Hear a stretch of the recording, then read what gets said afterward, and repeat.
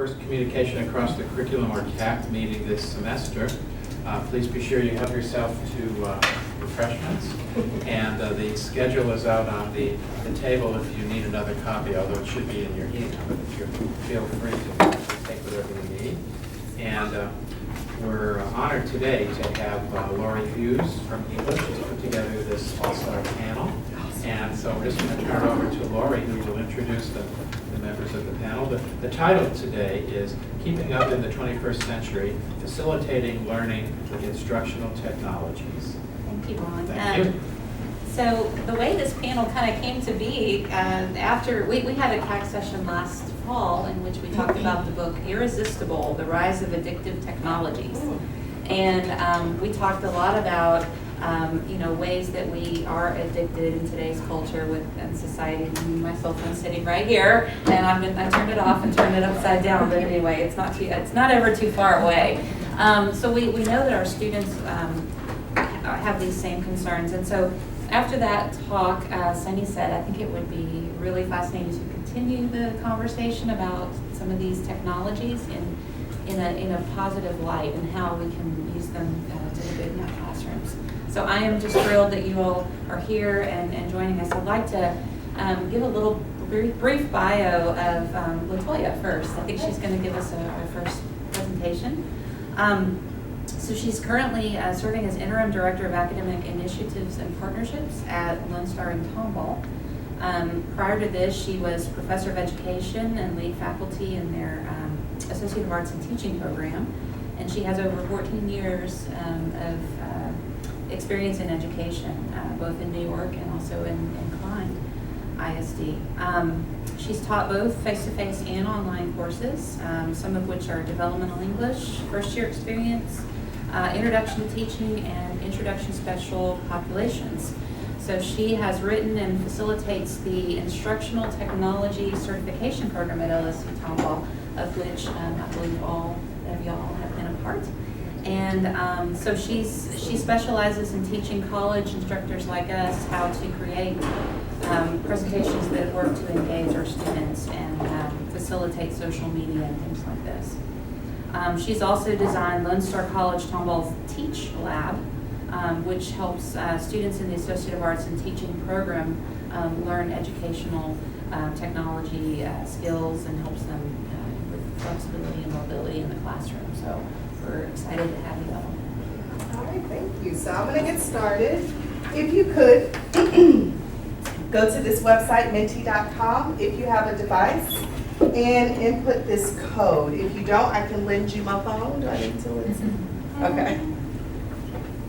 So while people are still typing in these answers, we can just take a look up here. Those of you who may have finished early could see how the graph would grow and shrink depending on people's answers. So this is Mentimeter, in case you haven't heard of it, and it's a polling tool, and there are several different types of questions you can ask. But one of the reasons I like to incorporate this in my classrooms is because it's anonymous. So students don't feel like they'll be penalized if they answer the question incorrectly. So this looks good. We're kind of in the middle here. We are not over here never, which is really good. So then let's look at the next slide. So I didn't know how this spider map was going to work. I wanted to see, and because it's way over here, I can't. Sunny, do you see where it says change layout? Right there. Here? Yes. Oh, But I think once. there we go. I can see this better. The spider map, I can't read. Okay, I wanted to try something new, and it didn't work, and it's kind of weird clicking from over here. All right, so it's easy to regularly do all of these things. So even though we're doing them, they're not that easy to do all the time, right? But it is important. We all feel that it's important to do these things regularly, and this is good, that if you could do all of these things, you would do them. So that's very good. So hopefully today you will get some ideas on how to do that. All right.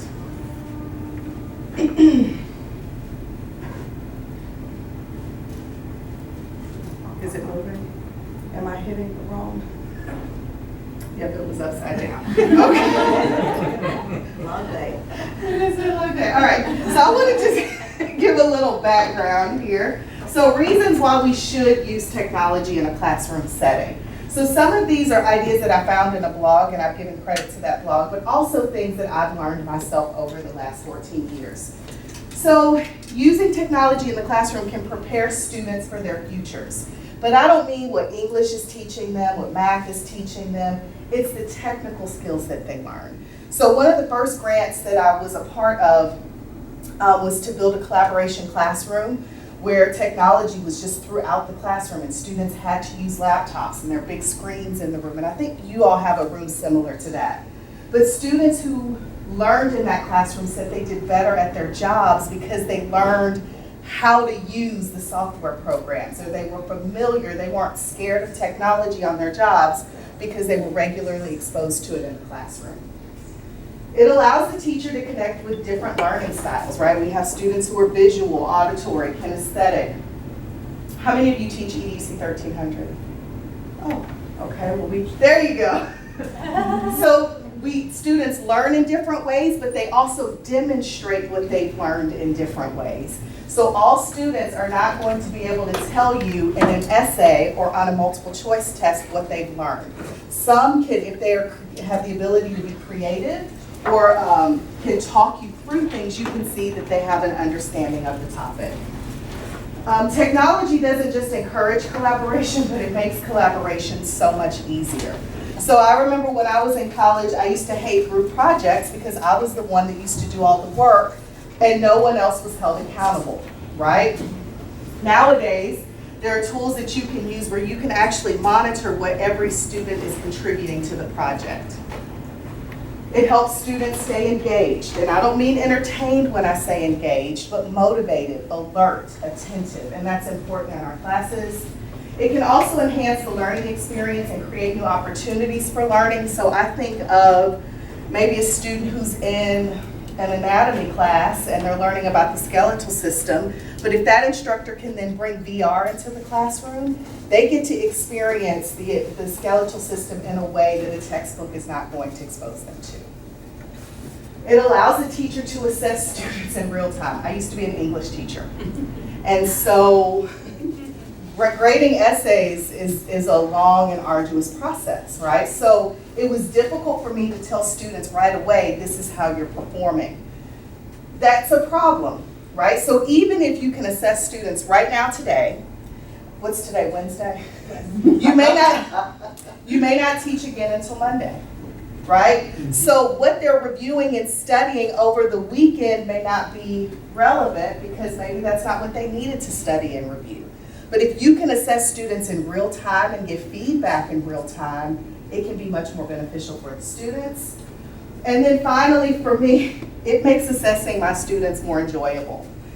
Since I've been using more and more technology tools, I find myself at home smiling at students' work. And not because they said something really funny on accident, but because I'm just so impressed with what they're producing. I feel like a mama, right? Just so proud of the work that they're doing. So the grading experience is much, much more enjoyable for me.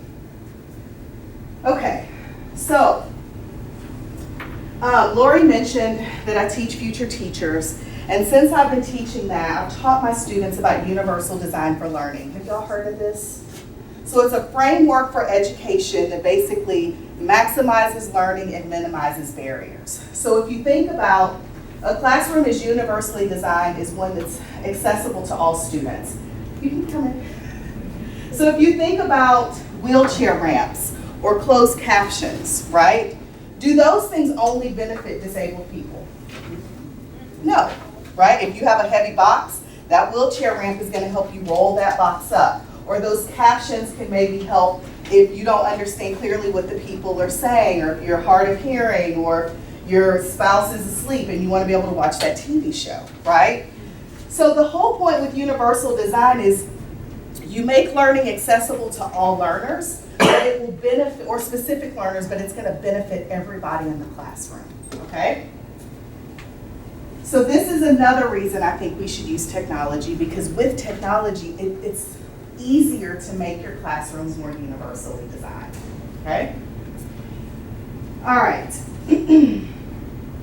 There are 3 principles of UDL. And so this is how we can approach this framework. First is representation, meaning that as an instructor, you provide many ways to present the content to the students. There is no one way, right? Technology can help you do this better. Action and expression is the second principle, which as a teacher, I allow my students I allow my students to demonstrate what they know in a variety of ways. Again, multiple choice test doesn't necessarily tell you that all students get it. An essay doesn't always tell you that, it tells you that some students get it, but maybe those students who got C's and D's just could not articulate their understanding in that method. So if you give them multiple ways to do that, you really see who gets it and who doesn't. And then finally, engagement. With technology, you can provide or help your students become more interested in their learning and motivated to learn, right? Giving them things like more choices with their assignments, making them feel like they're a part of the learning environment. They're not just a recipient of the learning, okay? All right, so that is my background. So we're gonna get into one tool today because I was only given 30 minutes. And I wanna see Sunny, what Sunny's learned in my program. So, the program that I'm going to introduce to you is going to cover a few of those benefits of using technology that I went over. It's the tool that I'm going to introduce allows the teacher to connect with different learning styles and intelligences. It helps students stay engaged. It can enhance the learning experience and create new opportunities for learning. And it can also make assessing students more enjoyable, a lot more enjoyable. And it is going to hit on all three principles of universal design. One tool is going to do all of that, okay? And that tool is Adobe Spark. It is a free, where's my, I'm scared to touch, is the red you think the pointer? Yeah. Adobe Spark is a free online and mobile graphic design app. You can create beautiful images, videos, and web pages. So there are three applications in Adobe Spark. The first is Adobe Spark Video, where you or your students can create short animated narrated videos. Adobe Post, this is one that I'm starting to dabble with more. Students can create and share graphics that can be used for posters or social media posts. And then finally, Adobe Spark Pages, you can create web pages and web stories. All of these are on the web, but they're also apps. So you can create any of these, and students can create any of these from their phone or their tablet, okay? And they're free. It says Adobe, but they're free. Okay, so when you let's talk about Adobe Spark Video first. When you log in, you're given several templates, and those templates can help you start thinking about how can I use this in my classroom. So here are some of the templates. You log in, you go to video, and here's some templates. Right? Promote an idea, tell what happened, hero's journey, show and tell, personal growth, teach a lesson, and invitation. Do y'all think y'all could use any of these in your current classes? Teach a lesson. What else could you use? Promote an idea. Promote an idea. Show and tell. Say it again. Oh, I thought somebody else said something. Personal growth, right? Tell us your story. So, as a teacher, this is how I've used Adobe Spark Video. I've done them for introductions. I've introduced myself to my class. I've told my grit story. I have also introduced the new topic that we're going to cover. So this week, this is what we're going to talk about. I've done mini lessons. I've taken those PowerPoints from the textbook publisher. I'm still trying to find a way to make those useful. Well, you can save them as images and throw them in here. And you can animate or narrate.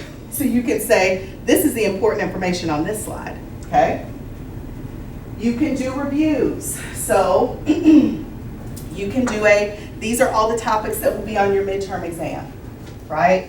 Or let's review everything that we talked about today. So you can do reviews, and you can also do instructions, so I've done that as well. So I don't know why, I am very good with writing instructions for students, but they don't read them. But if I put the instructions in a video and I tell them what to do, they follow the instructions.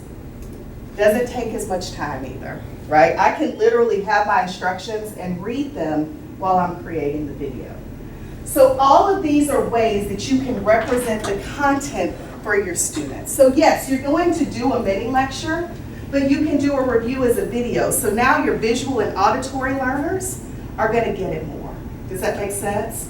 The instructions, you have your written instructions for your students who have that read-write multiple intelligence or learning style, but you do the video for those auditory, okay? So here's an example of one that I've done. Let's see if I can't see. This is, It's hard. I couldn't do this. I couldn't teach here. That's it, I'm not coming to Montgomery. This is an overview of Section 1 of ITCP. What is instructional technology? When we talk about instructional technology, we're talking about the way we design our instruction and how we monitor the effectiveness of that instruction. Now here's an overview of the instructional technology available at LSC-Tomball.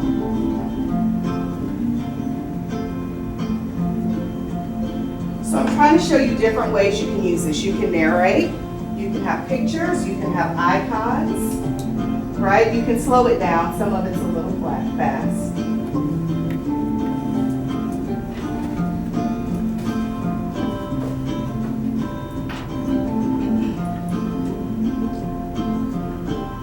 See how the visuals help? If I tell you what the sound studio is, you may not get it, but showing you a picture is going to help your visual learners, okay?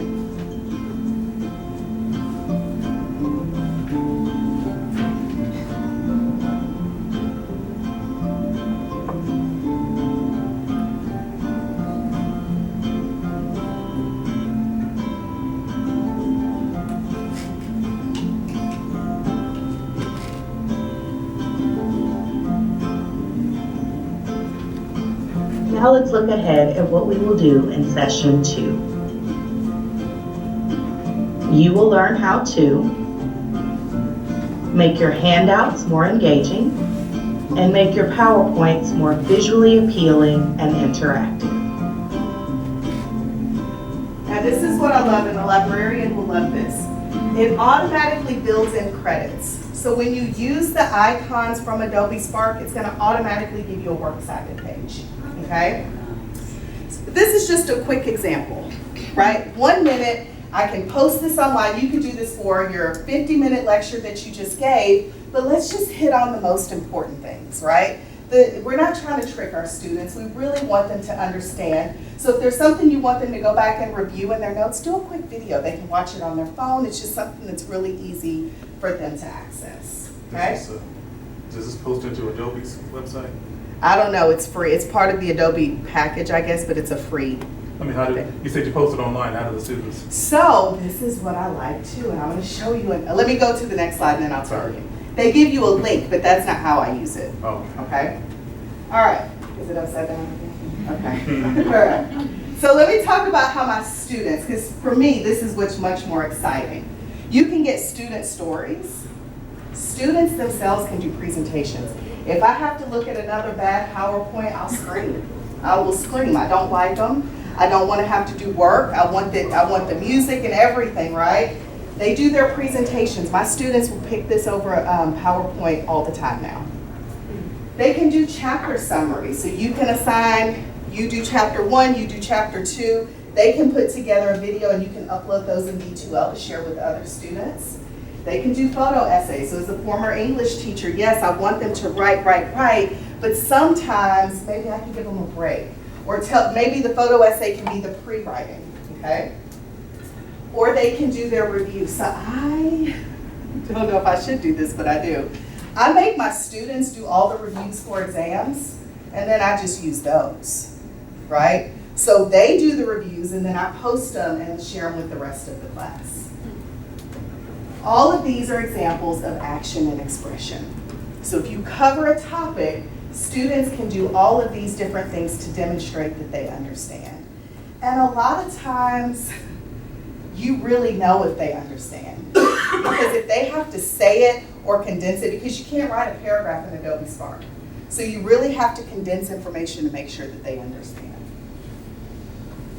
I'm going to show you 2 videos. This is one of the assignments I gave my students was to come up with 10 affirmations that they could read to themselves if they felt like they were in a slump, okay?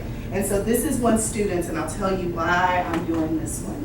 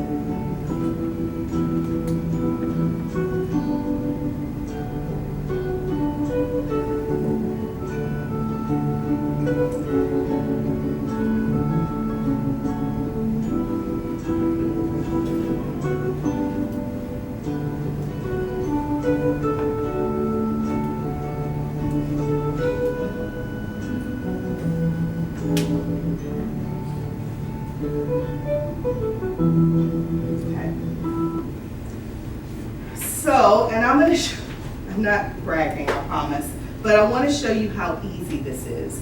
My son, when he was in 3rd grade, he's done several now, he had to do a winter holiday project. So he pulled 3 Kings Day from the hat.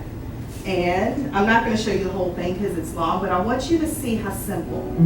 All About 3 Kings Day by Connor. What is 3 Kings Day? 3 Kings Day is the day the 3 wise men saw baby Jesus, then gave him gifts. They traveled 12 days after Jesus was born. They followed a star to find him. One rode a horse, one rode a camel, and one rode an elephant. Okay, so you get it. My 8-year-old.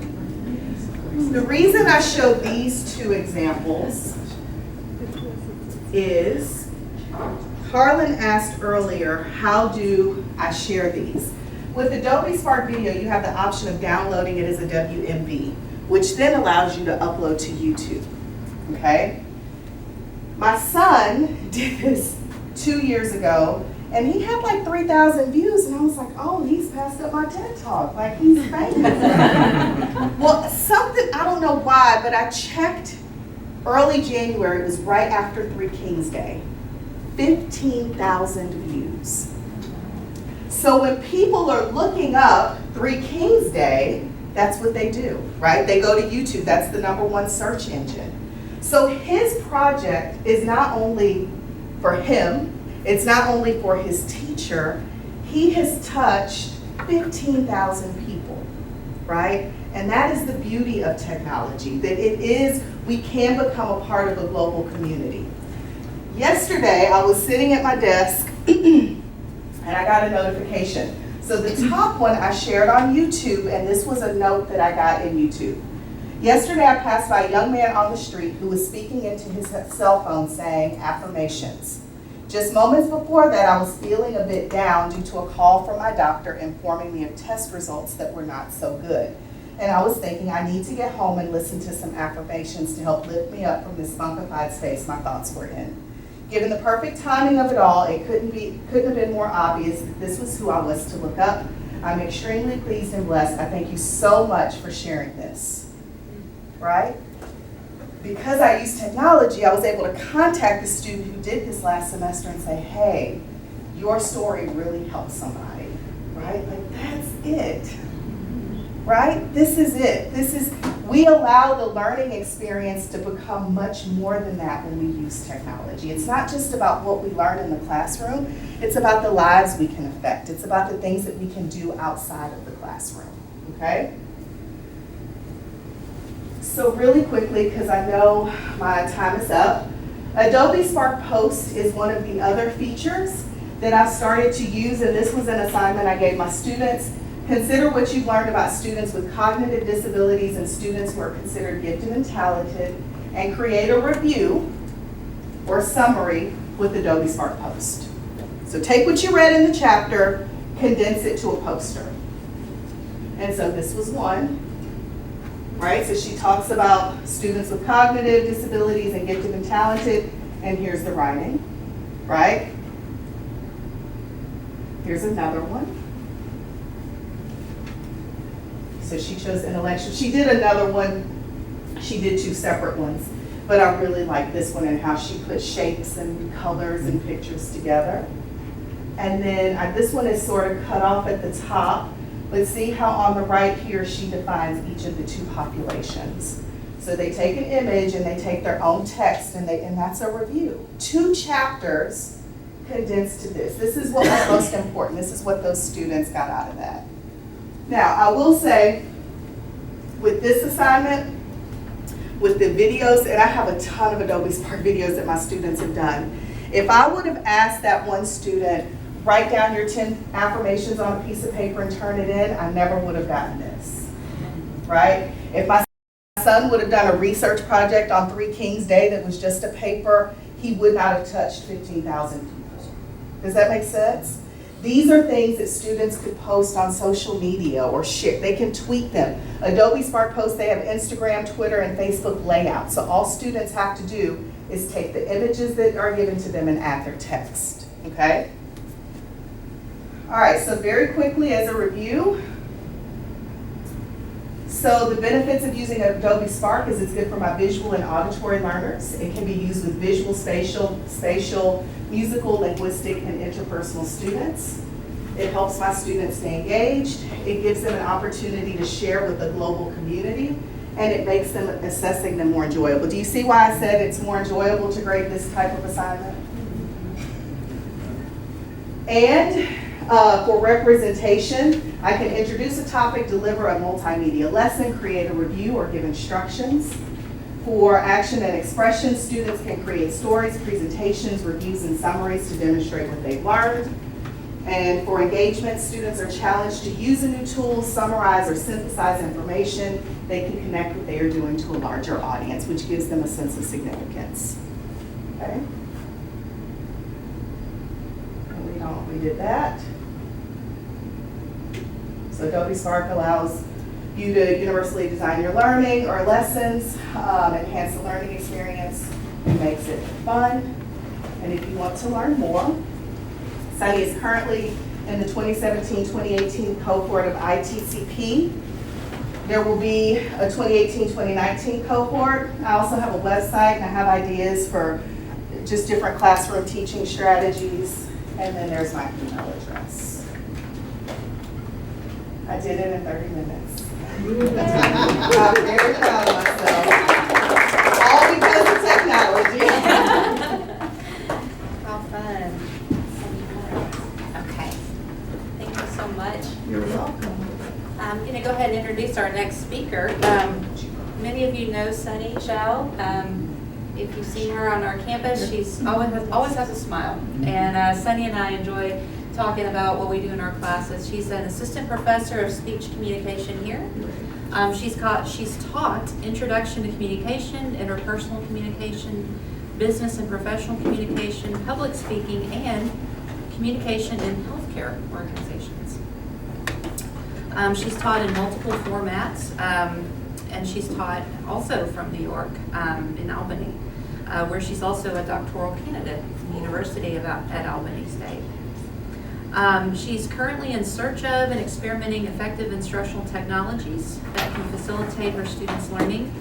As she mentioned, she's a cohort in the 2017-18 Instructional Technologies program, and she's also a faculty advisor of Model United Nations program in the Honors College here. So.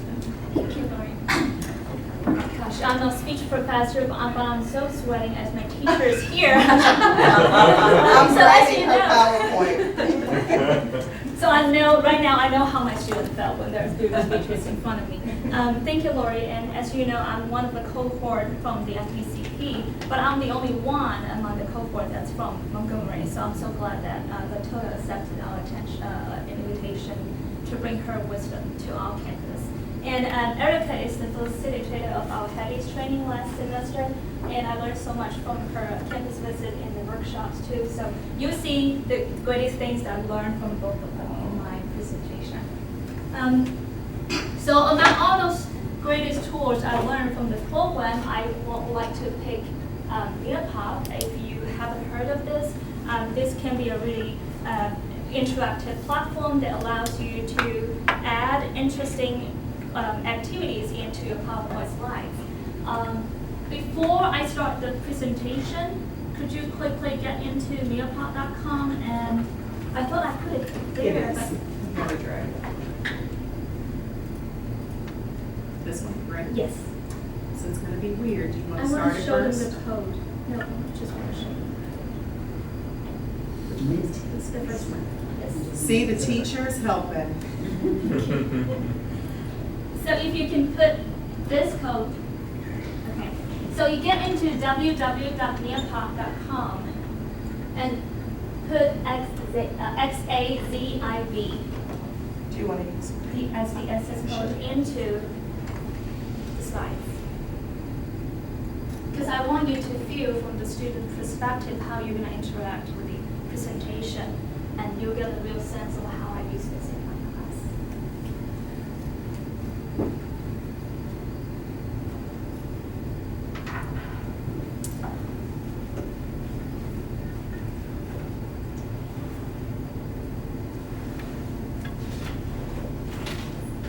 Is it case sensitive? No, I don't think so. I don't think so. Thank you for answering.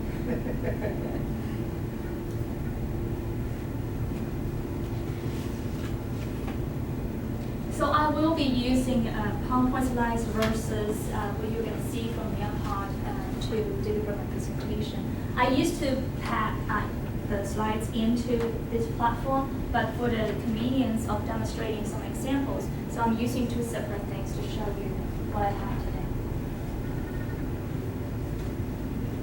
You have to look over it's weird. Oh, okay, that's why. Or do you want us to see it? What's Yeah. in here? Oh, you. I want to go back to the slides, so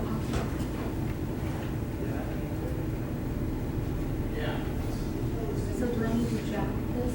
No, it's up there. So let me go ahead and start. Which one is that? Yeah. Other way. The other way? Okay. Okay. No, yeah. Okay, so let me quickly introduce to you what is Nearpod. I gave you a brief intro before, but basically it's a platform that you can package activities into your PowerPoint slides. So you can do, you can design some interactive activities. You can enable students to be in collaboration, and you can even assess classroom activities in real time. So I'm going to show you a quick procedure of how you're going to do this. So you can design or upload whatever you have in your slides, and then you can share a code like what I did with your student. They enter the code into the slides, and they can see what you're having there. But you, as the teacher, can control the pace to show the slides in the lecture. So if you're not there, the student won't see it in the lecture. And then they interact and even submit responses to your questions in Nearpod. And then you can monitor and measure student progress and how they're doing in the class. So this is basically what you can do in Nearpod. I'll give you a little demo later on. I want to talk a little bit about why I picked Nearpod. So I don't use technologies just to make my class fancy, right? I want to use it because, first of all, it helped me and my students to save time, to enhance our communication. The other principle is it does help learning. It does facilitate learning. So based on the two principles, I picked Nearpod, and I learned the greatest things about them in Latoya's program. I want to talk about the first major reasons why I like Nearpod. Because we need to have interactive lectures, even though it's still considered to be one of the obvious ways to teach a class. But making it more interactive can be so much more effective. And it's very easy to create interactive presentations through Nearpod. From McKinsey's Successful Teaching Tips, it's a book from our Headies training, I learned that effective lectures should always recruit and maintain students' attention, right? And one of the best devices to maintain their attention is to break up your lecture. So if you lecture through the whole an hour or so, they might be dozing off already. And that's what I did in my first ever class several years ago. It was not fun. And my chair was sitting there to observe. So you can see how embarrassed it was. But right now, I learned my lessons to make it more of interactive. And I want to give a little bit more intro of what's considered to be interactive lectures. So interactive lectures means you incorporate engagement triggers into breaks in the lecture. So you break for at least once to let students interact and work directly with your class content. So I think that with Neopod, this process can be so easy to be achieved. I can give you a quick demonstration of how to create an interactive presentation. Okay. So let me.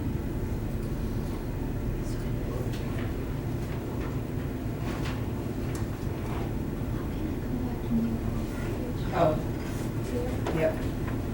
Over to the right. I need to go back to the home page. Go right there, close the X. Oh, I see. I So see you're how. in there. Okay. But how can I access it? If you exit, it'll end the session. Here. I didn't know that we have to. Yeah, this is. Yeah, this is my first Let me see if time. it'll let me log in. I'm logged in already. I just want to go You can back. log in with my account.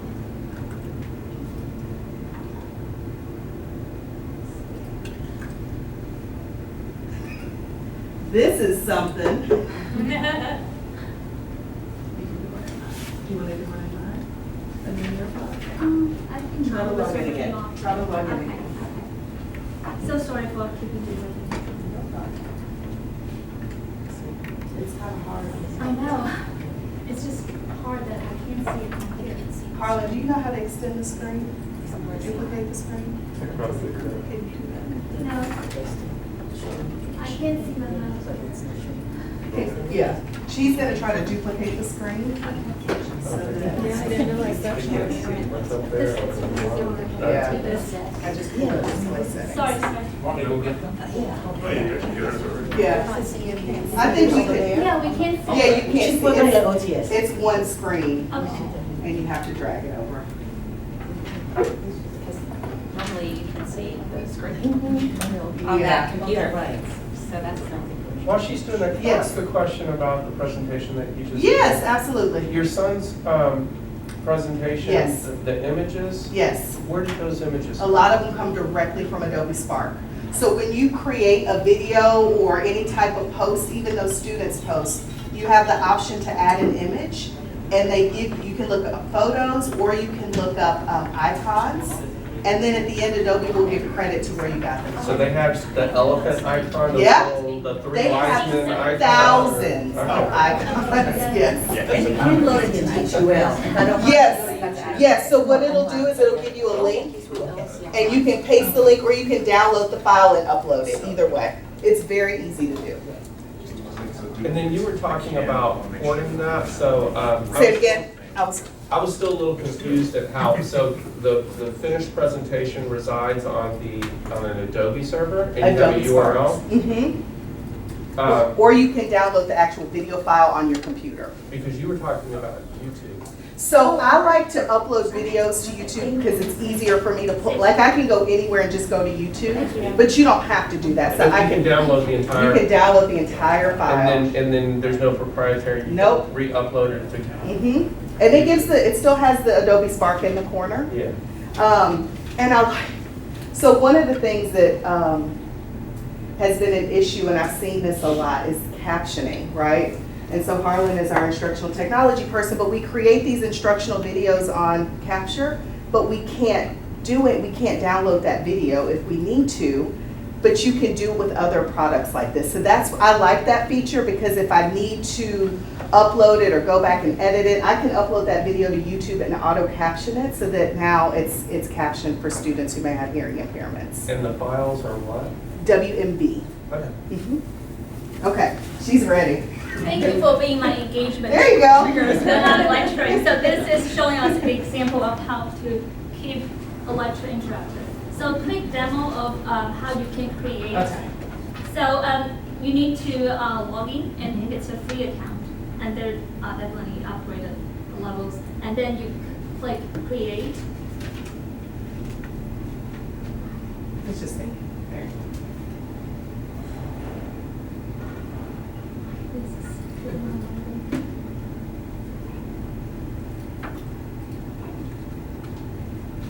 And then you'll see. There it is. Yes, okay. So you can just upload your slides with whatever you have, or you can just add slides here from zero ground. So I want to show you the types of activities you can incorporate into your slides. So 3 icons here, you can add slides, Nearpod 3D, which can be 3D images for the students to explore with the concepts that you're teaching. Because math and science is just like foreign language to me, but I know these can be so useful in your classes. You'll have a chance to experience them. And then there can be simulations of processes. Okay, for example, you want to show the students how, I think this can be used in a physics class, and you can see like how you can click on things and simulate a process of how lights can be bending. And then there's BBC video that you can insert into your slides, but they have really limited options. And then there can be field trip. This is a new feature. So you can bring the outside world into your classrooms with the Google Cockpit. It's a very impressive VR reality experience. So say one of my speech classes talks about how to use descriptive language to impress the audience when it comes to new information. So what I did can be, I have them look at these 3D images and quickly write down in 2 to 3 minutes several sentences to describe your feelings about that place, to cultivate a sense of what is meant by descriptive language. So I think this is also one of the coolest things that Nearpod enables the teachers to do. And then you can insert video, audio file, PDF viewer as a type of tutorials or anything with that. And this is also one of the newest things I'm seeing. So Swain, let me quickly give you a preview of that. Swain is like a brochure of pictures with some introductions of the images. Okay. You see, it's like a tour guide, similar to a tour guide. You can see introductions to a certain place, and you can click, how many countries are there in Asia? This can be used in model uniform.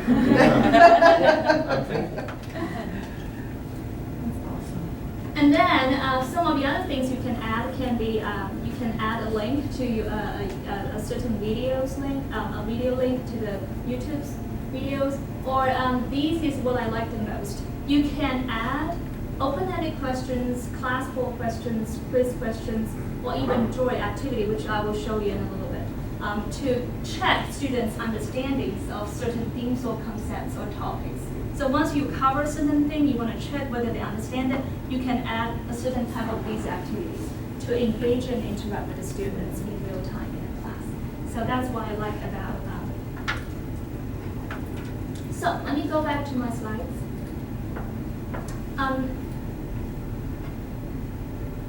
The second reason I like about Nearpod, I can show you some examples of what I did in my class.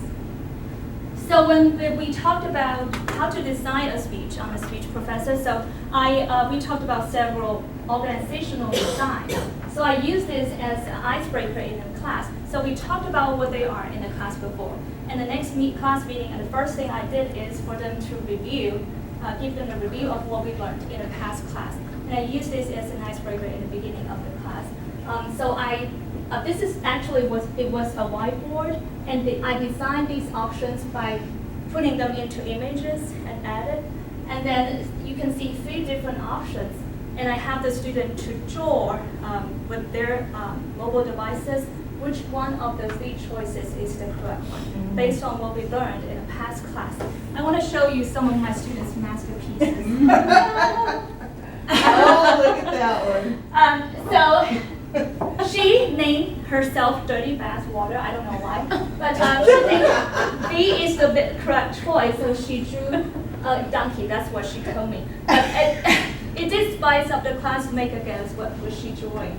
Some of them say, oh, it was a horse. Some of them, it was a rabbit. So, it really does help spice up the class as an icebreaker, and also as a way to check whether they understand correctly what we've discussed in the past. And this is what I told them. Crossed out. Oh. Yeah, she picked choice 1. Yeah. And I think she's a big fan of Ted Cruz, who is a famous senator in Texas. Yeah. And then, so that's why she named her with this. And then, I don't know, I just joked in the class, it looks somewhat like Picasso's abstract paintings. Yeah. And then, but I mean, I like the reason why I like using draw activity in the classes is I think it can be really entertaining. Because I'm not a good person to tell jokes as icebreakers, but I think this can be perfect icebreakers as a way to engage students into lectures. The second reason why I liked is I can sync and control the pace of my lessons across all students' electronic devices. I have students with an iPad, an iPhone, and a computer in the class. So if I create a code, as you were entering the code, you can view the slides and I can control the pace. So if I don't turn the slides, they wouldn't be able to see the full-on slides. And it can be synced through all their devices, no matter where they are. So this is what I like about using your code. The third reason, which I consider to be also very important, is that it enables class assessments in real time, or I can pull them after the class sessions. I can see the reports of how students are doing with those questions. And I can see even instant feedback on how they're doing. So I'll show you a little bit of that. I can view their answers right away. Say I created a quiz question or even an open-ended question. The minute after they submitted all the answers, I can see them right away without showing their names, so they can be safe and confident to share their opinions. And I can give instant feedback to see if I need to reteach anything. So if, say, less than 50% of the class failed in the exam, I know that it must be something wrong with me with teaching, so I can elaborate on something. And then I can pull the reports out of the session. I can show you a little bit later. So I want to also explain a little bit why I think classroom assessment methods in addition to giving them midterm or final tests or even some paper assignments. I learned this from Latoya's program too. She talked about the differences between formative and summative approach to assessment. So formative assessment means it can provide instant information to both teachers and students when they are in the actual learning process. So like when I'm asking questions in the class, I'm using formative approach to assess students' learning, how well they are learning, how much they are learning, without grading them. So summative approach to assessment means you do this after a certain unit or section of teaching, and they are graded, such as the midterm or final exams. So quoted from Latoya, she said that it could be too late for us to find out what students don't understand until the midterm or the final exams. So I like that to use Neopod to assess students in real time in a class and see how they're doing. And according to the book we got from Patty's training, the best way to check their understanding is to incorporate activities in the class. And that's also one of the major reasons why I like Neopod. I want to show you a few more examples in my class. I also created a quiz question. We talked about the criteria of writing a good thesis in a speech. Just like in your English writing class, you need to have a thesis statement. So after I talked about all the criteria of what makes a good thesis, I created and posted this quiz question, and the student have to enter the correct choice by their cell phones or whatever other mobile devices. And then I can see the percentage of their entries to the choices and compare which one of them got the most percentage, and then whether they are understanding it correctly. And then this can be a starting point of verbal discussions later on. We can discuss, why you think it's this choice, why you think it's not that choice. So I like that a Neopod enables the merge of both verbal discussions and also some of these activities for students who are not quite confident to talk in a class. Another example that I did was an open-ended question. We talked about use of transitions to connect your ideas in a speech. It's probably the same as English writing class. You need to have some prepositions or proverbs or phrases to connect your points. So I have them brainstorm examples of transitions after I explain what are they, and then see whether they understand. And then they just put in, all the things they can think of as transitions. So let me show you quickly what they entered.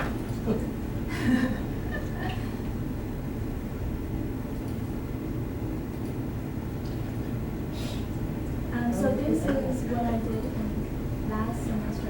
So you can see what I did. So I used this lesson sometime last semester, and then because it's already post-session, I click on the 3 dots on the top left, and then I can pull out the report of student answers.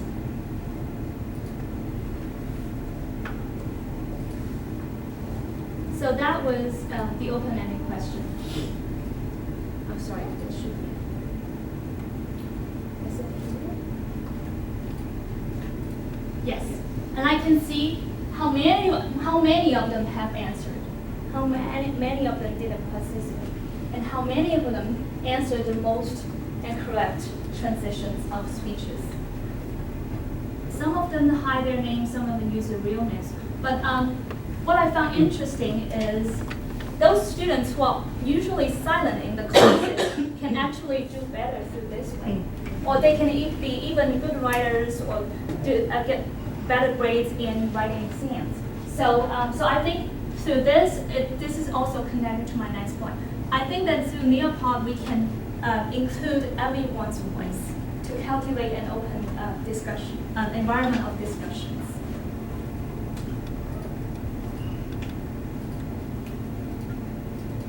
Now, give you a chance to be a student with this. So have you already in there for the code? Okay.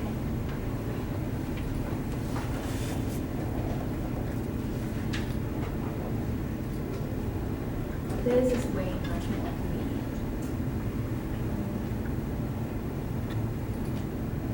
Yes. So what I want you to do, this is just some run off-topic question, but I want you to feel the interactions. So this is the question, a new word that has been invented. I want you to type in something where you think what it means. And you can, just so you know, the teacher and me, if on your screen you can't see the picture, click on the picture and it'll It can get be bigger. enlarged, yes. So based on the picture on here with a puppy, enter what you think. Give a little definition of what do you think the newly invented word means.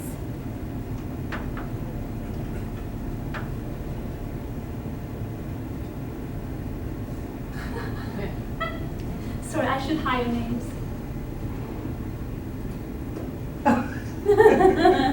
That way you don't forget.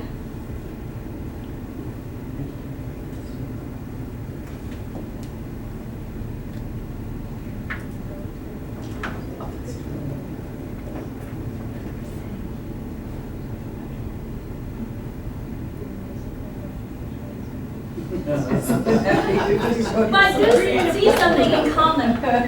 Creative. Yes, it's a type of fear. It's a type of phobia, but I like to see so many diverse interpretations. So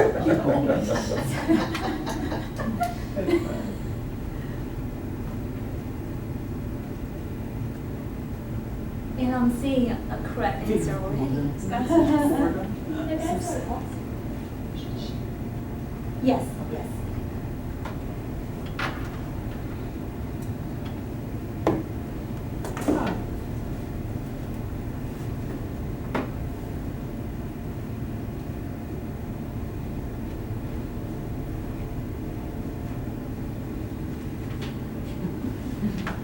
Obviously, some of you knew the word already.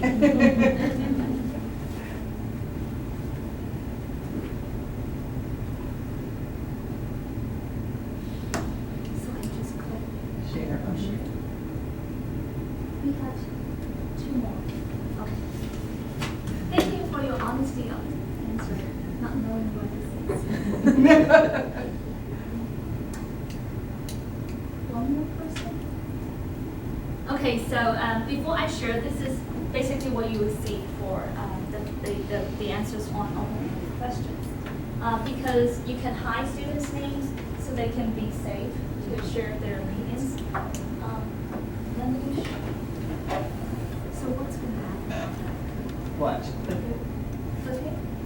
Okay, everyone look at your screen. So they see. Oh, okay, here. Okay, I got it.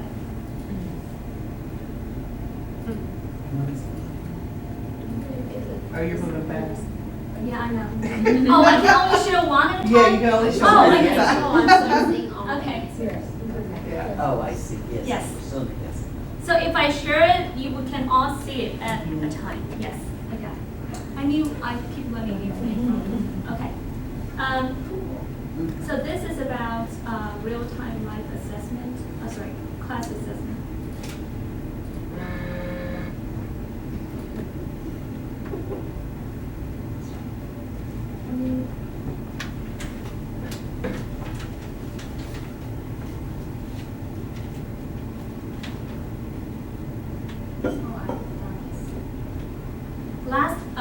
Last reason why I enjoy it, but I've already mentioned that it can give every student a voice. Because in almost every of my classes, for their cultural reasons, for their personalities, or just, being afraid of being judged. Oh, did I give you the answer? No. It was the fear of being bored. Okay. It was boredom. The fear of idle or sitting. And you Okay. see that from the image of the topic. So, okay. So that's how we can give instant feedback. And then, because I'm seeing over half of you got it, so I didn't see the necessity of reteaching or relecturing. But if it happens in my actual classes, over like less than 50% of the class didn't get it, and I'll consider reteaching. But you're doing definitely great jobs. So in my class, I'm seeing some students are being shy to share their opinions for various reasons. So I think that interactions with the nearpod will give them a safe place to share, to have their voice heard. I found this extremely helpful in, say, the first couple of class meetings to build up their confidence to share opinions. If they can do this well in the responses later on, they can be encouraged, because I can tell who's doing better, who's doing less. And even though they hide their names, but I know who they are, who are doing the greater answers than the other people. So they wouldn't be, afraid of being caught under the spotlight in my class. So that's the last reason. What was gained by pushing the individual responses back down to our device? What was gained by that? So do you mean that The share feature. The share feature?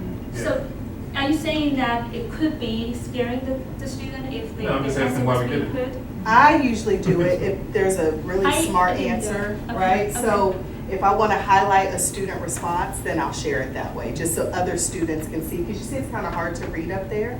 But if I really want to discuss, maybe there's something a student said that could be a launching point for discussion, I'll put it on the screen so everyone can see it. That's a good point, because I never did that. I'll Okay. always show the whole list of Yeah. answers. But I think you're right. If you want to refer to a specific one of them, then you can have the whole class seeing that one. and the student will feel that they're getting credits, right? So, and these are all the reasons. One final thing, I know I'm running over time. I don't want to occupy Ericka's presentation time, that you might care about the most surprising. So I'm here for free. I'm used to it always, okay? She's my student. And also, what's interesting is that they gave you a 30 days trial for the Gold account, and you can extend that trial. I don't know. I've been in 90 days of trial. Yeah, that's all right. And then you can have more fancy features. And I heard that if the whole district would like to use that, it can be much more discounted. But I'm here with a free price. And I've been using it for almost a year, and it's not telling me to pay. So I think it's good. Yes. And these are my work side. All in all, I think this can be really helpful to engage in students and also remove their anxiety of speaking in a class with so much variety of class activities. And it's very user friendly. You can do anything simply. I don't have a handout for you with the tutorials, but if you go to www.nearpod.com/resources, you can join a live webinar, or you can view all those tutorial videos there. So it's very, very helpful. I'm seeing it's from the data from the Nearpod's website. 1 of 10 schools in the United States is using this. And I think they're more popular even in elementary. Oh, yeah. schools. K-12. Yes. So that's.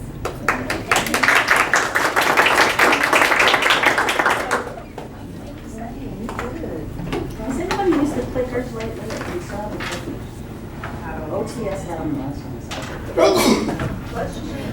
All right, I'm going to introduce our last speaker, Ms. Ericka Landry.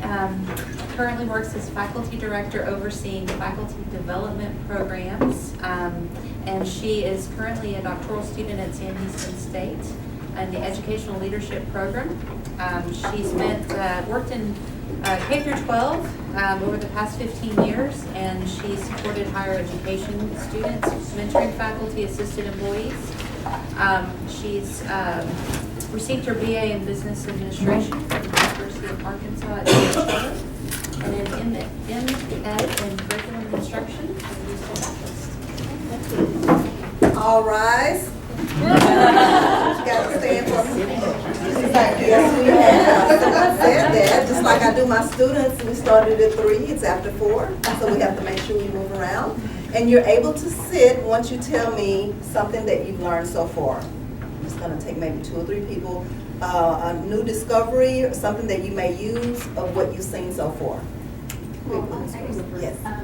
So the Adobe Spark that Latoya showed us, I thought would be a great way to get I teach ESL, and it would be a great way to get my oral communication students talking, like the fact that they can narrate a video, and it's just something different than just the face-to-face and talking with each other, which they love anyway, but I think to include the technology would be really great. And I also think it's cool because it's nice to have a product. I think students are really proud when they can see that they've done something that they can even show their families or upload and have other people view. Very good. Thank you for sharing that. Sure. Someone else. I'd like to use the Adobe Spark to teach conjugation for reading our language, color-coded, recycle all those colorful slides that I have. I thought, what is it, soft chalk was the latest and greatest, but this is. Yeah, thank you very much. Okay, thank you. You guys can be seated. I was going to go around if I had time, I would. So I sent out a handout to you guys, just the front and back, because I am a very basic person when it comes to technology. So the 2 things that I'm sharing with you now, I really don't want to share because I want to do Adobe Spark now and Nearpod because they're so much more advanced. But and for some reason, every time I learn something new, it's like I can use it, but it starts Monday. So I have this class that's starting Monday, but the 2 that you have here, I learned about these the day before or the week like the Friday before my class started on Monday. And so I played with it the weekend and I started using it. So for example, Biteable is, okay, you guys already know my name. Yeah, we have. All right. Biteable.com. So this is a handout and it's 4 easy steps. And I put easy as 1, 2, 3 because the preview, I didn't count that as the 4th thing. But it's so super simple and that's what I love about it. And students love that too. So I'm gonna probably play with Adobe Spark this weekend. I'm in the middle of my dissertation, so I probably won't be able to use it. I'm actually almost about to finish, so I gotta do that this weekend. But this right here is, it's 4 easy steps. And I'm gonna show you, if you go to that website, this is what comes up. It tells you that it's the simplest video maker, and it really is. So the first thing that you do is you create a timeline. And if you look at number 2, it says your text. So you can put your information in the box. And once you put it in the box, all you have to do is go to the next screen. It'll say next, and then you pick a color. So you see the purple, orange, and green there. You select the color of the background that you want your video to be. And then after that, you can have no audio, number 3, or you can choose different songs. And if you click the little play, you can kind of listen to all of the different songs. And I'm sure the same thing is for this template that you're doing here. And then after that, you click Build My Video. And it says 7 minutes. So it kind of cues like any pictures that you put in there when you did the timeline. And it's super simple. So what I did is I knew Latoya was gonna go over, so that's why mine is not gonna take very long. Because she has so much knowledge of she's a good friend of mine. So there is a free, as she showed you the pricing, that was a good segue. There's always a free version. So Biteable, before my department bought this for me, they're very basic. They're nice, but they're basic. But I think it may be like $99 for the year. So my department paid for that because I use it and other people in my area. So this is like a little more upgraded where you can get lots more templates. Like she said, there's thousands in there. So this is one that I made just for this.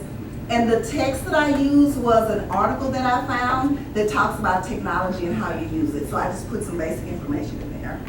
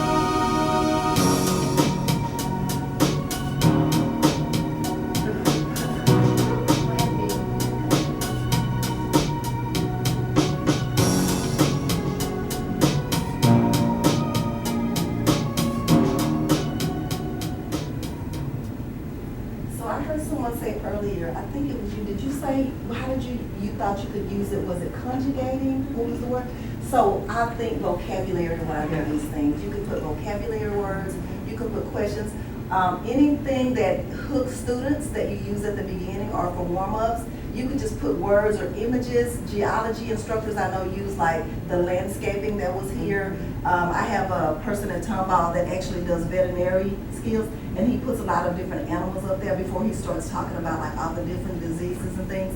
So it's something very simple that instructors can use, but like she said, students really love it. I wrote a quote down. When I write my book, she's going to be in my book. And it's a quote from Latoya Lewis. It says, "It's not just about what we learn in the classroom, it's about the lives we can affect." And that's, whenever I do surveys with faculty, that's the only thing that I see is that they want to make a difference. It's all about the students. And when you have that passion, that's exactly what it's about.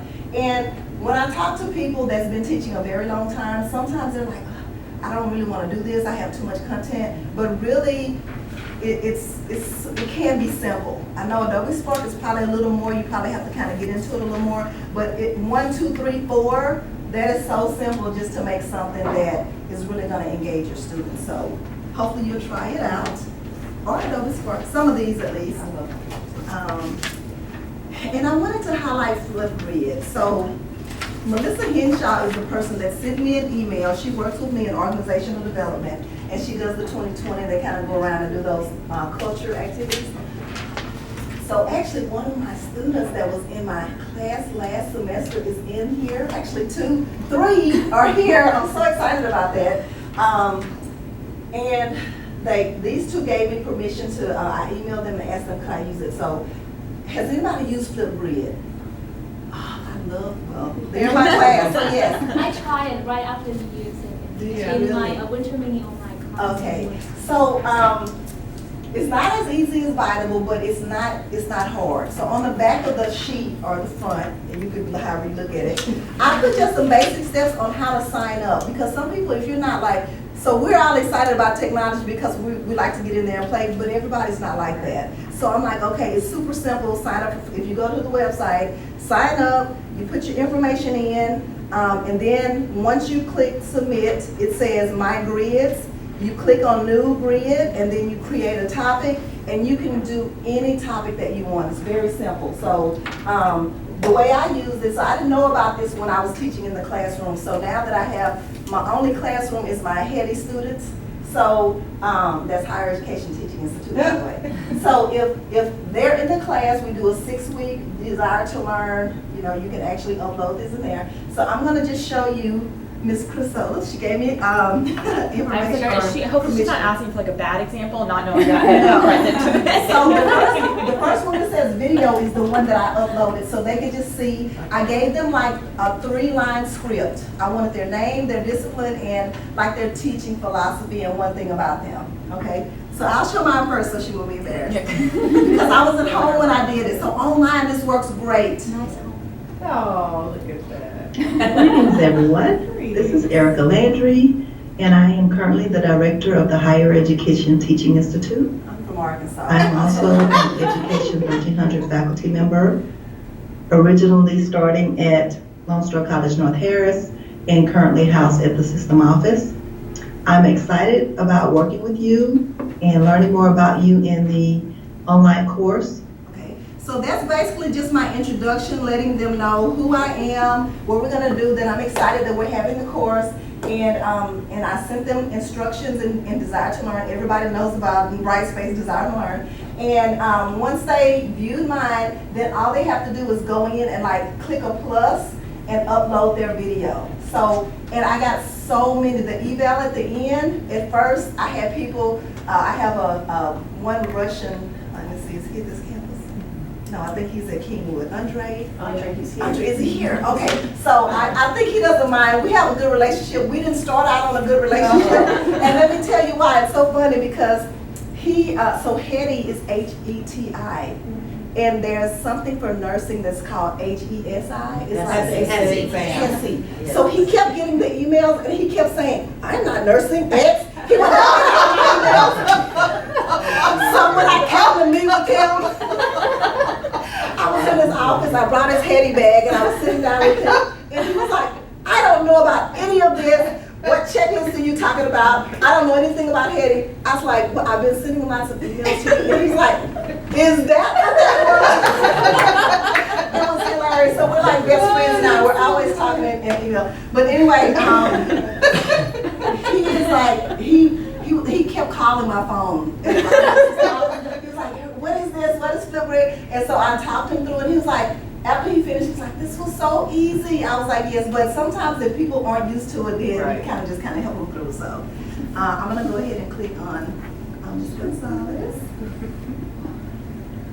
Hi, everyone. I'm Priscilla Gonzalez. I teach English at Lone Star College Conroe Center, which is the satellite campus of Montgomery. I started teaching in spring of 2017, so I've been here for about 10 months full-time. Part of my teaching philosophy is that learning is progressive, it's ongoing. I often use the Plutarch quote, the mind is not a vessel to be filled, but a fire to be kindled. And that, I love that quote. I'm not gonna show it all, I know we're running out of time, but I wanted to share that, and then I'll show you what I really like about Amy's as well. She attends here as well, or teaches here. Hi there, my name is Amy Tate, and I'm an ESOL professor at Lone Star Montgomery. I love my job because every day I'm working with students from beginners to more advanced, helping them reach their goals and preparing them for college level classes. So a big part of what we do in ESOL is active learning. So I am always looking for ways to engage my students. Okay, so Kendra, you just talked about ESOL, and Karen, are you in it as well? I think she was saying something back there. I wasn't sure. But what do you notice about her picture?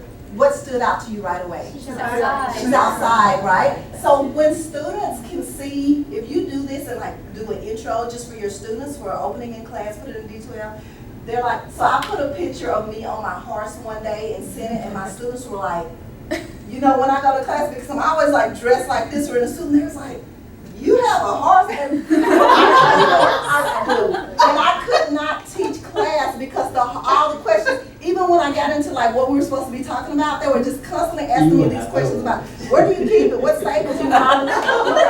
But that lets them see the human side, and that's really an icebreaker. It builds that rapport with them, and they say, oh, she's really human, right? Some of you probably, yes. So some of you probably like, when you're in the stores, any of you see your students, so this is kind of what that does, and that's so I want to show you this last thing. So I didn't get permission from everyone, but when I go into Flipgrid, I can see, they can put their own little icons up here. So all they have to do is hit the plus, and because this is a free one, we have 90 seconds to introduce yourself. So you're not gonna have someone that's going on for like 10 minutes rambling on and on and on. That's why I gave you 3 sentences. You tell me your name, your discipline, because after 90 seconds it's gonna cut off. But if you pay for the subscription, you can do up to 5 minutes. But it's a 90-second one. And also, if you notice over here, there's 52 responses. Look how many views. It tells you, there's a screen that you can see the engagement, like how many times. Some people put more than 2 because they were long-winded. They wanted to put I'm like, it was one video.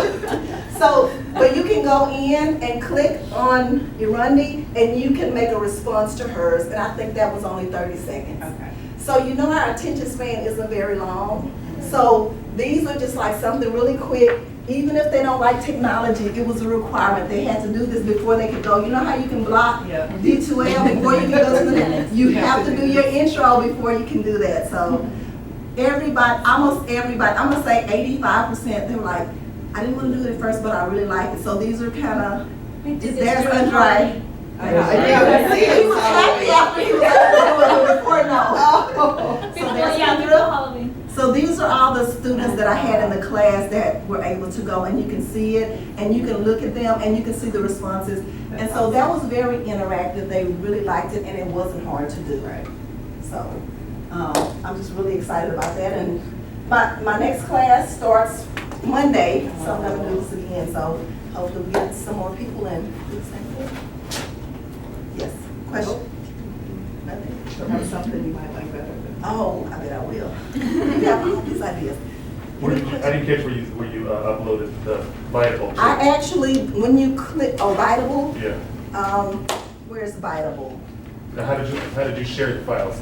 Oh, you can download it as a. It is WMV. downloadable. You can download it, but it also gives you a link, and the link you can actually put in D12. That's what I love about these, how you can like put it in D12. It's been a while since I did it, so I don't remember exactly. There's an embedded. So if you make a link to it, then the file itself is living somewhere else. It's living on the server else. That's what I'm asking. Yes. You can embed it too. They have an embedded code too. Take people, I always try to trip me over the I can definitely find out where you like what you It actually really does make a significant difference, because of if you're giving if the faculty have a video file and they just upload it into D2L, then the whole thing has to download before you play. It takes too long. But if it's up on the server, then it streams now. Yes, exactly. So that's a very So it's good. It is good. See, you get to come to all my sessions. If y'all have questions about that, he can come and tell me. But that's all I have. I wanted to leave my information. This is how the link looks. You actually can have an app. There's a Flipgrid app, And once you put, she had you put a code in, so the code that you will put in is this. I made a test one, like if you wanted to go and do it and put a video in, and it'll come to my account as the instructor. So if you guys want to send me a video, you can take a picture of this and go to Flipgrid or your app and put this information in, or you could do the website, do the video and send it, and I would have that information. So thank you. I don't know how long it's been, oh, it came out. We got about 10 minutes for questions. Okay. For the whole panel, not just for you. I have questions for you, and I love Adobe Spark. That is neat. I'm gonna have to really play with that when I can. So, but I am welcome. I'll take any questions you guys have, and they can probably answer better because they used it too. It's one page. It's the same one. Did you not have some? You were supposed to tell me you didn't have Sunday home sharing. Oh, okay. That community. He's like, I got mine. I don't. You know, my older is more sure. Thank you guys for listening. This is phenomenal. So this Adobe, is that something we get free as faculty, or It's this is just to- free open Can you want me to anyway? pull it up since we have time? Yeah. Since that seems to be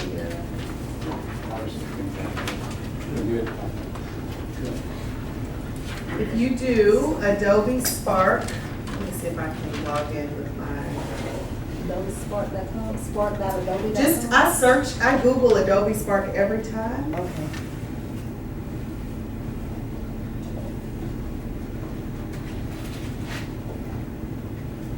If they're narrating a video on Spark, can they do it from their phones? And I prefer, so one of the things that I've taught my students is, I'll show you. So if you do, really quickly, this is a quick and dirty video. You click plus and then you get your options, right? So the video is the one that I've done.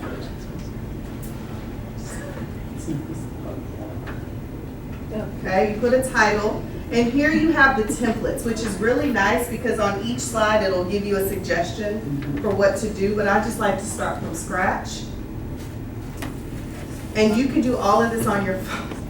It's so easy how ridiculous it is, how ridiculously easy. This is a quick how-to video, but this is it. So you get 4 options here, so you can do full screen. And if you click the plus sign, it tells you what you can add. So I can say, hello, CAC. And then I have my plus sign down here. I can just click to add another slide. But this one, got it? I just want a split screen. So I can do a video clip, a photo, or an icon. Remember he asked, were the 3 kings, where did my son find those icons? Right here. Right? Or you can switch it out and you can type in, if I can spell it. I mean, look how many icons. And they're still loading. And you can also do photos? Yes. So so right now I'm on icon, but if I click photo, see the 3 kings. Now sometimes they're weird, but if I type in school, there you go, I can put that image or that one. And then here, click the plus sign, I'm gonna add text. Okay, so you just go through and you keep doing that. You can add different themes, so you can change the look of your Adobe Spark very easily. And up here, so you have layout, music, and again, you can, if you want it, you click it, but you can go through.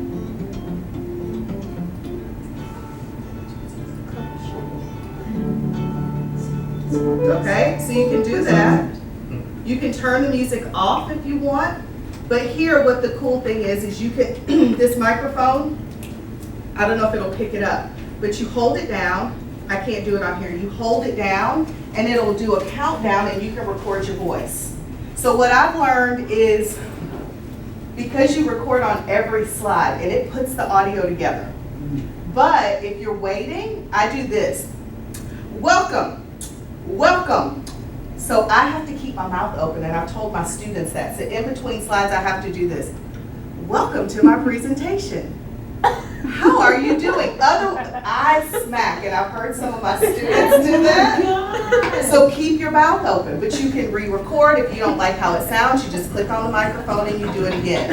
It puts everything together, and then you can preview your whole video. If you see that something is too long, I mean, really, if you see, like on this slide, it's only 2 seconds, but you can make it a little longer. So if you have more text, I just click on the 2 seconds. It's having trouble, right? It went away. But that's how easy it is to use it. And if you want to do a post, same thing. You click on it, it gives you all these templates. And I really do, like I said earlier, I like it because once I do one with my students, that's it. All their presentations are this way. It's slowing down now. But it's super, I don't teach them how to use it. I just say go in there and play around with it and they figure it out. So to me, and then the fact that you can do it from anywhere. So if there are pictures on your phone that you want to upload, you just record from your phone and then you can go back to the computer and finish recording. So it's pretty fun. How many minutes? Can they go as far as 10 minutes? As many slides as you add. Oh, Yep. okay. So the longest that I had my students do they had to do a presentation, my online students, and there was a timing component, so I told them it had to be 5 minutes, so they had to time it, right? So the more slides you add, the longer it can be.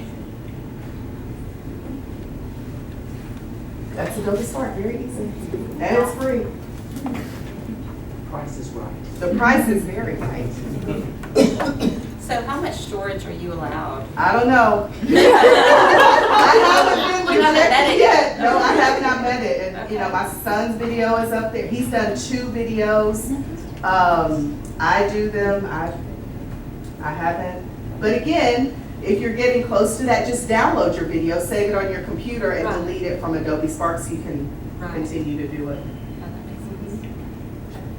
Do it while it's free.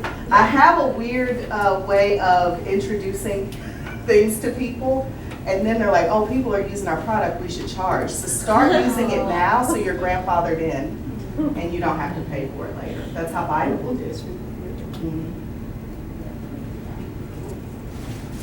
To your question, I think if you can, as Latoya was saying, you can download it, you can put it up into YouTube, but I think if it goes over a certain time limit, they might put in a commercial. Oh, that's true. It's in YouTube. Mm-hmm. They probably will. Oh, okay.